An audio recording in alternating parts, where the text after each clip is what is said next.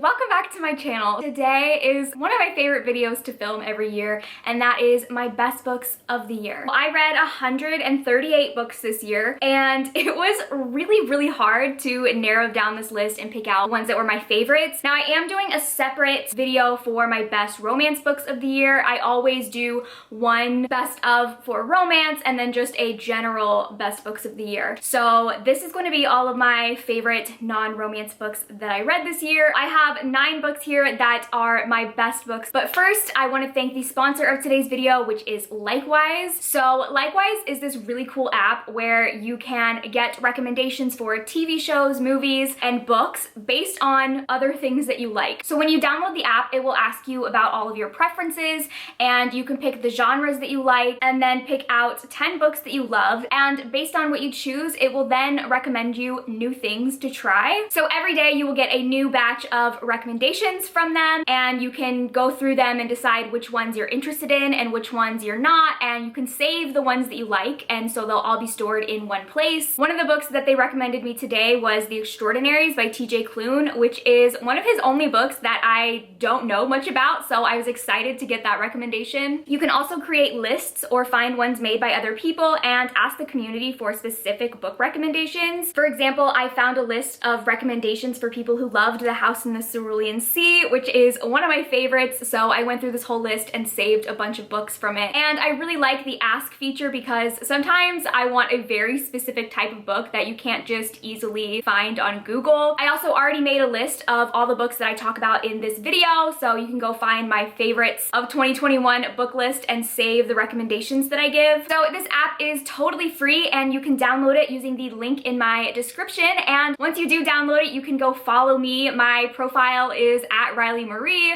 so you can follow me and we can give each other book recommendations. Once again, thank you to Likewise for sponsoring this video. Now on to my best books of the year. I really don't have an order to these. There is one that is my absolute favorite for the year, so I will save that for the end, but the rest I couldn't decide an order for them, so I'm just going to go through these kind of randomly. So my first favorite that I'm going to talk about is Project Hail Mary by Andy Weir.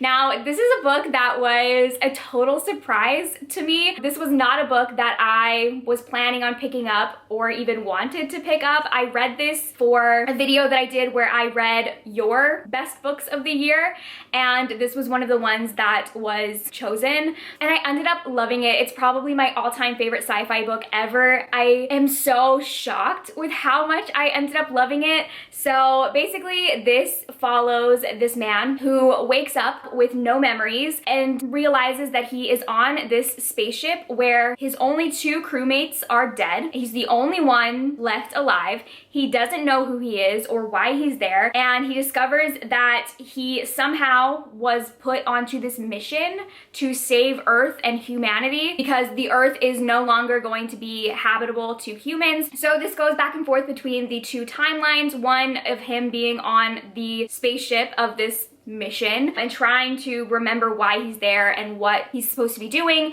and then we also flash back to seeing the initial mission being put into action when the scientists discover that the sun is dying, and because of that it's going to cause a lot of climate disasters to the Earth once the sun decreases in temperature and light. And this book is amazing. My favorite aspect of this book is a spoiler, so I don't want to like ruin it for anybody because it was a total surprise for me reading it, but this book has one of my all-time favorite characters in it. It has one of my favorite friendships in it. I would say that if you like the movies like The Martian or Interstellar or Gravity or Arrival, this book honestly feels like all of those put into one, and it's amazing. Like, this book was so great. So the next book I also read in that video where I read your favorite books. Honestly, y'all's picks were spot on because the other book was Raybearer by Jordan E. Fueko, and this was another favorite of the year. So this is a YA fantasy following this girl named Tarisai who has been raised in isolation by her mother, who she only knows as the Lady. The Lady is this very mysterious, possibly evil woman son. And when Tarisai becomes of age, the lady sends her to the capital to be chosen as one of the Crown Prince's Council of 11. So basically in this world, the emperor has a council of 11 people, and there's a magical bond that ties them all together, and that council are the only people who can kill the emperor. He can't be killed by anybody else, so it's very important that the emperor chooses people to be in his council that he trusts 100%.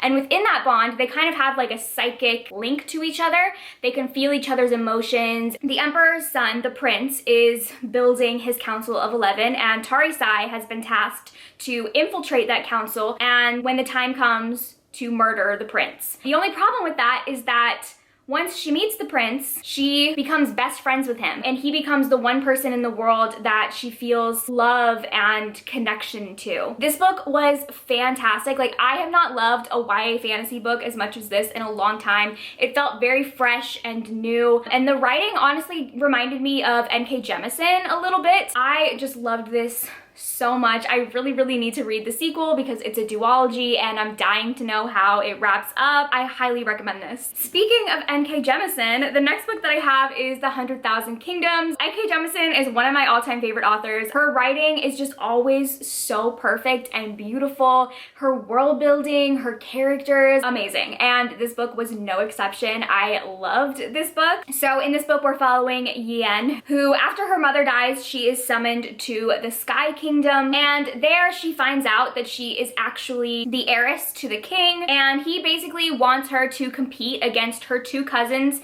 in a battle to the death where the winner gets the throne. One of my favorite things about this book is that in the Sky Kingdom there are gods who have been enslaved. Yan kind of gets wrapped up with this little group of enslaved gods and trying to free them and learn about her destiny. There's a little bit of a romance between her and the god of darkness.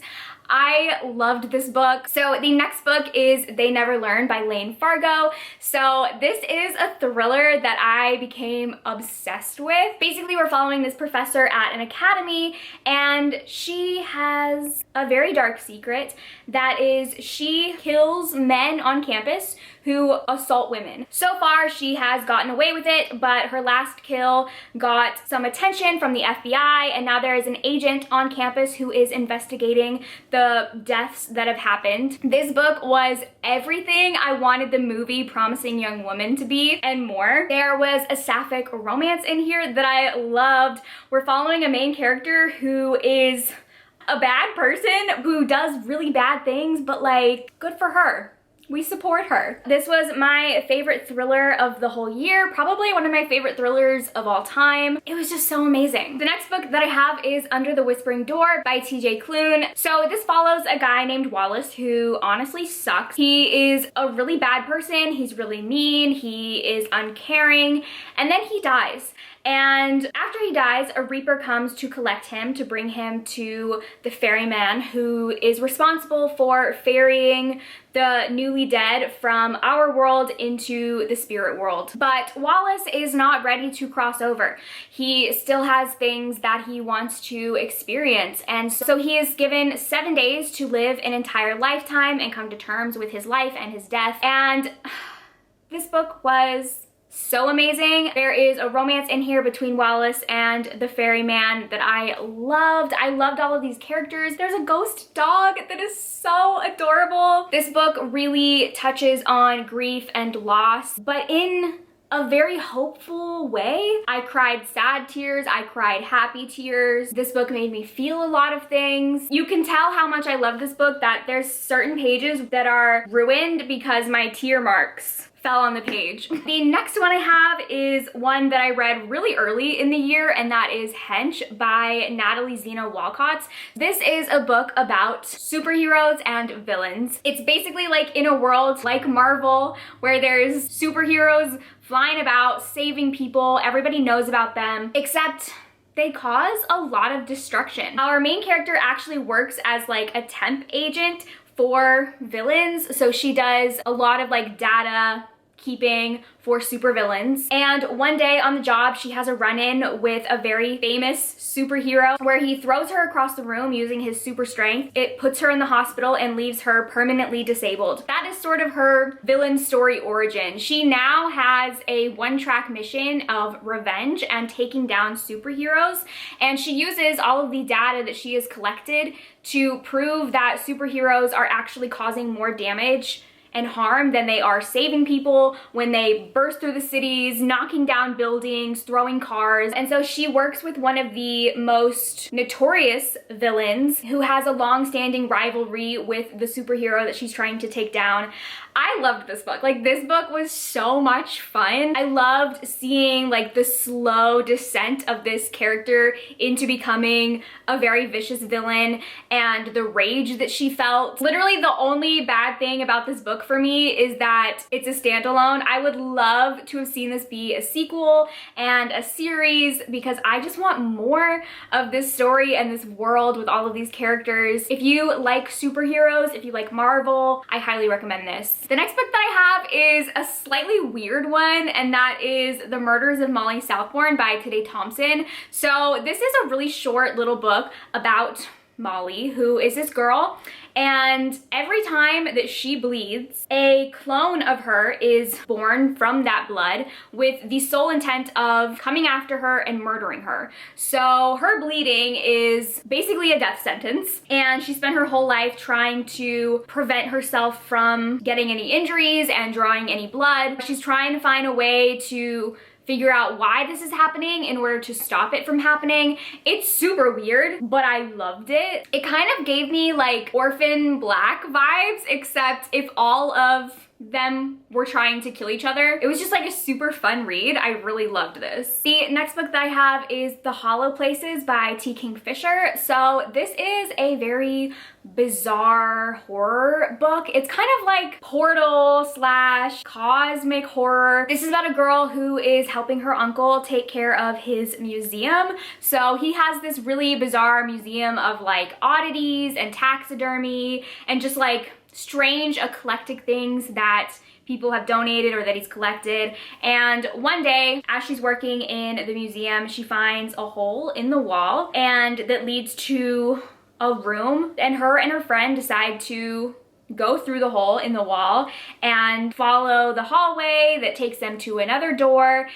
that leads them into another realm that they then get trapped in. And there's a lot of horrific things that they discover in this new world that they're trying to survive. Scratched into the walls of caves in this world, they find very cryptic, disturbing messages like they can hear you thinking and pray they are hungry. I love portal stories, any type of story that's about some sort of door that like leads you into another world. Those are my absolute favorites. It's probably my top favorite trope ever, and this book took that trope that I usually find very whimsical and magical and turned it into an absolute nightmare, and I loved this book. This was definitely my favorite horror that I read in the year. There's particular scenes in here that I think about all the time and are so disturbing to me, but I loved this book. All right, so now we have made it to my final book. This is my hands down best book of the entire year, and if you have been following me at all, you can probably guess what it is, and that is A Dowry of Blood by S.T. Gibson. This is a book that I read not once, not twice, but 3 times. I read this book 3 times this year, which I never do, but this story just captivated me so much. Basically, in this book, we're following Constanza, who is a woman that is turned into a vampire by Dracula and becomes his bride.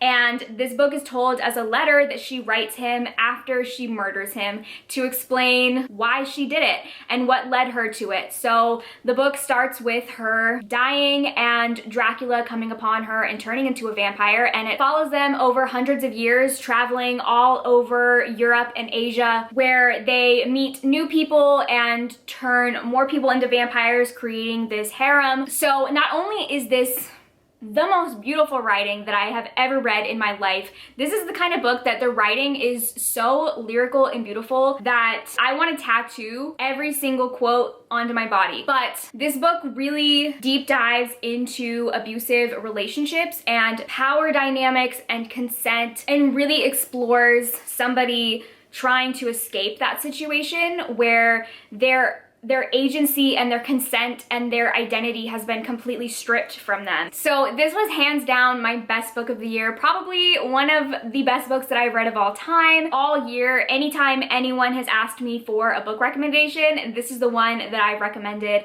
I want everyone to read it. I honestly could talk about it forever and go on and on and on, but just like trust me, pick it up, read it. So those were my favorite books of 2021. It was such a great reading year. Like, I found so many new favorites, and I cannot wait to share with you guys my favorite romance books of the year. That video will be coming out in a couple days, so stay tuned for that. Let me know in the comments what your favorite book of the year was, and here's to hoping that 2022 is just as good of a reading year as this year was. Thank you guys for watching, and I will see you in my next video. Bye!